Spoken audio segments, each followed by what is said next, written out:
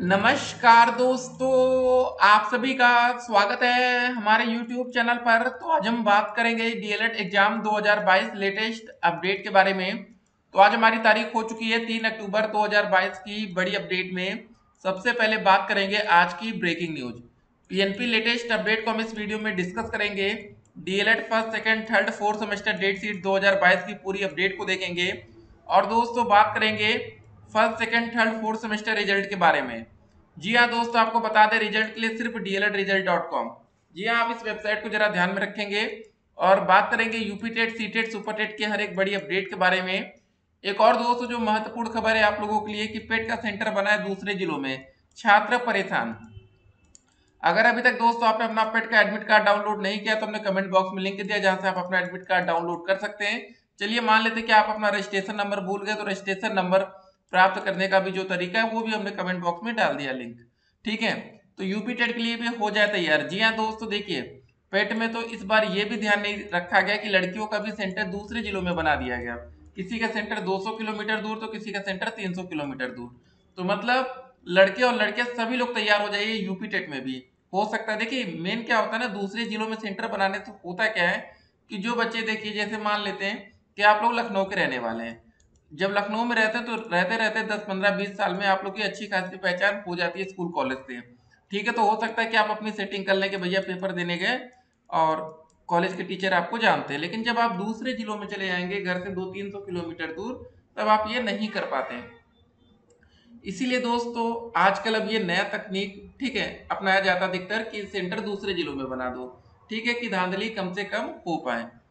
तो ये दोस्तों मामला है। तो फिलहाल एक अच्छा काम भी है, लेकिन हाँ लड़कियों के साथ थोड़ी सी नाइंसाफी हो गई। उनका सेंटर बहुत ही ज्यादा दूर भेजा गया है।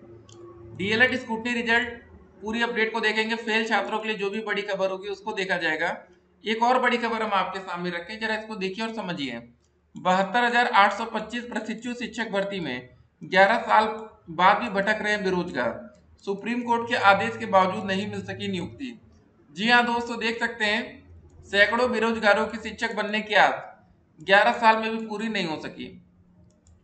तो देखिए दोस्तों, जब ज्वाइनिंग होती है, नियुक्ति पत्र मिलता है, अगर आप तुरंत के तुरंत पा गए तब तो ठीक है। अगर किसी भी कारणवश उसमें लेट लतीफी होती है आपके साथ, डॉक्यूमेंट्स में दिक्कत या कुछ कहीं ना कहीं कुछ गड़बड़ हो जाती है, तो सोचिए कितना समय आपका बर्बाद होता है। सोचिए 11 साल में भी नहीं मिल पा रहा है। परिषदीय प्राथमिक स्कूलों में 72,825 प्रशिक्षु शिक्षक भर्ती के लिए नवंबर 2011 में प्रक्रिया शुरू हुई थी, लेकिन तकरीबन 11 साल बाद भी विवाद खत्म नहीं हो सका है। सुप्रीम कोर्ट के आदेश के बावजूद नियुक्ति नहीं होने के कारण सैकड़ों अभ्यर्थी अपने हक की लड़ाई लड़ रहे हैं। 11 साल दोस्त इंतजार कर रहे हैं बच्चे। 72,825 प्रशिक्षु शिक्षक भर्ती में जौनपुर के पवन कुमार प्रजापति, बरेली के हरिओम मौर्य और बाराबंकी के वीरेश कुमार वर्मा समेत सैकड़ों अभ्यर्थियों ने सुप्रीम कोर्ट में सरकार के खिलाफ याचिका की थी। सुप्रीम कोर्ट ने 7 दिसंबर 2015 को 1100 याचिकाकर्ताओं को भी नियुक्ति पत्र जारी करने के आदेश दिए थे।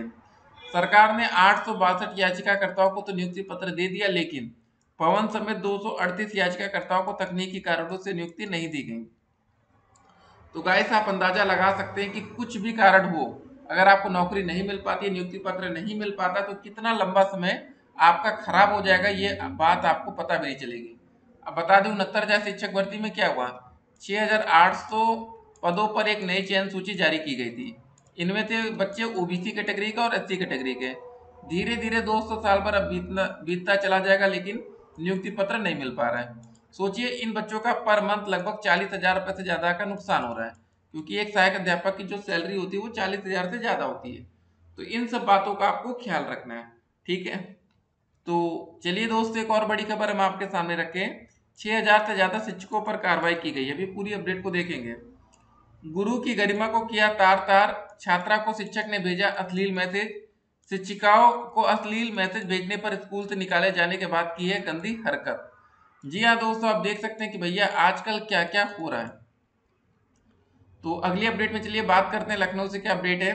सितंबर के महीने में 6,198 शिक्षकों पर कार्रवाई की गई।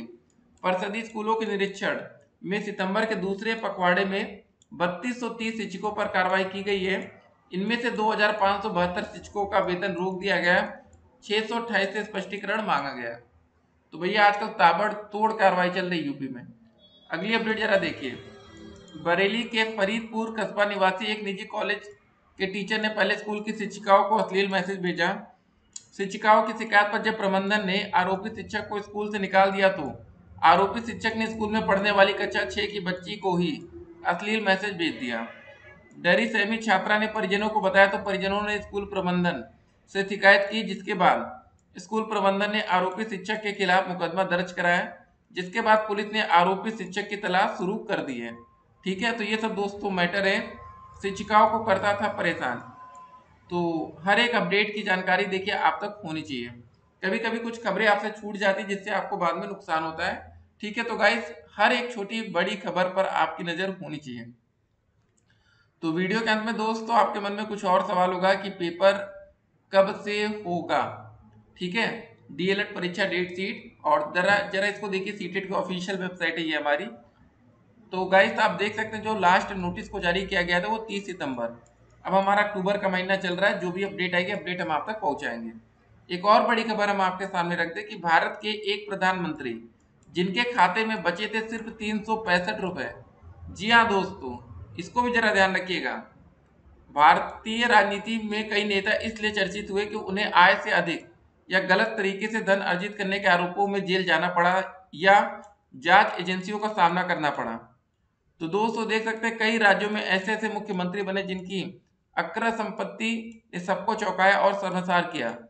आय से अधिक संपत्ति अर्जित करने के आरोप में केंद्रीय मंत्रियों पर भी लगते रहे, लेकिन इसी देश में एक ऐसे प्रधानमंत्री भी हुए जिन्होंने ईमानदारी की अनुपम मिसाल कायम की।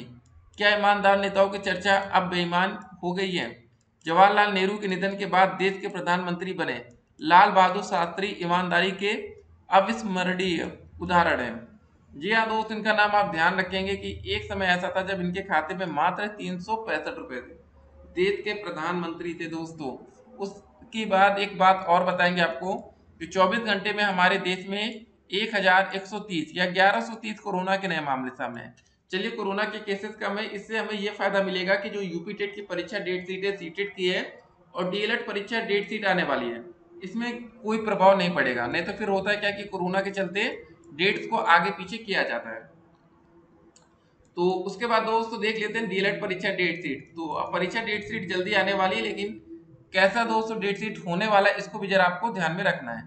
तो गाइस आप देख सकते हैं अगर प्रथम सेमेस्टर डेट शीट जारी किया जाएगा, ठीक है, तो इसमें टोटल आपके 8 सब्जेक्ट हैं। काफी बच्चों की बैक लगी है। मान लेते दोस्तों आपके संस्कृत में बैक लगी, तो जिस दिन संस्कृत का पेपर होगा सिर्फ उसी दिन आप 11:30 बजे से 12:30 तक पेपर दे पाएंगे।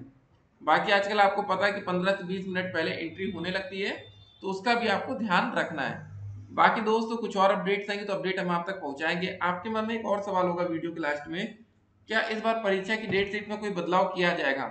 मतलब टाइमिंग को लेकर, समय को लेकर। होता है क्या कि पहला पेपर हमारा 10 बजे से 12 बजे तक, दूसरा 1:30 बजे से लेकर 3:30 तक। पहले क्या था कि पहला पेपर होता था 10 से 12, दूसरा होता था 2 से 4। मेन क्या है ना कि समय घटने से बच्चों को जो रिवीजन का समय है वो कम हो जा रहा है। कुछ ऐसे बच्चे होते हैं जो सिर्फ पेपर टाइम ही पढ़ते हैं। अब बताइए उनको गणित में तो बिल्कुल समय नहीं मिल रहा, क्योंकि विज्ञान का पेपर 10 बजे से 11 बजे तक, गणित का पेपर है 11:30 से 12:30। मान लेते दोस्तों आपका सेमेस्टर एग्जाम चला, अगर आप बैक पेपर के छात्र नहीं तो आप भैया 10 बजे क्लास में एंट्री ले लेंगे, तो आप 12:30 बजे से पहले बाहर नहीं निकल पाएंगे। ठीक है, तो आजकल के दोस्तों भैया पीएनपी सचिव भी नए नए नियम बना रहे। इससे अच्छा है कि ये नियम बनाए कि पेपर आउट ना हो पाए। ठीक है, पेपर आउट से बचने के लिए ये ऐसा नियम बनाते कि जब बच्चे भैया क्लासरूम में ही रहेंगे तो पेपर आउट होगा भी तो कौन लेगा, जब सारे बच्चे तो क्लासरूम में है। ठीक है, बाकी दोस्त यूपी टेट, सी टेट और सुपर टेट के लिए आवेदन की जो प्रक्रिया है, उम्मीद है कि दोस्त अक्टूबर लास्ट में इसको लेकर एक बड़ी खबर देखने को मिलेगी। मिलते हैं एक और वीडियो में, तब तक के लिए stay connected, have a nice day.